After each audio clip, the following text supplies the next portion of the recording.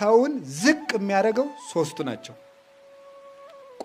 ቆጥረው ሰፍረው ነው የነገሩን። እነዚህን የሚያደርግ ሰው ይዋረዳል። በስጋውም ወራዳ ነው፣ በነፍሱም ወራዳ ነው የሚሆነው።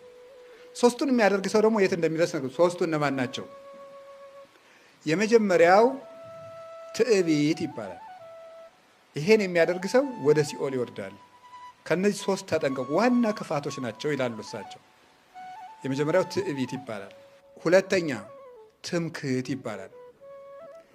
ትዕቢትና ትምክህት የተለያዩ ናቸው። ትምክህት ማለት መመካት ማለት ነው። በምንድን ነው የምንመካው? በሰው መመካት፣ በእውቀት መመካት፣ በሀብት መመካት፣ በገንዘብ መመካት፣ በመልክ መመካት፣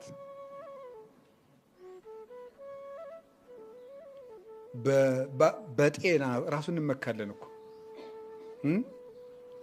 አሁን አይኑ የታመመ ሰው ካለ እጉሬ ደርጋሚ እየተባለ ሁሉ ይዘፈንበት የለ ነው። ቀል ነው በአንካሶች ሲሳቅባቸው ነው የሚውል።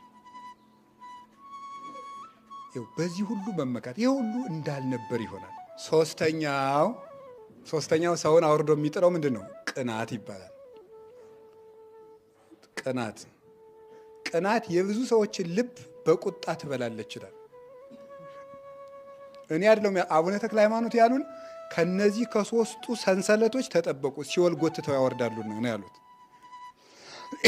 የጻድቁ አባታችን ልጆች ሁላችን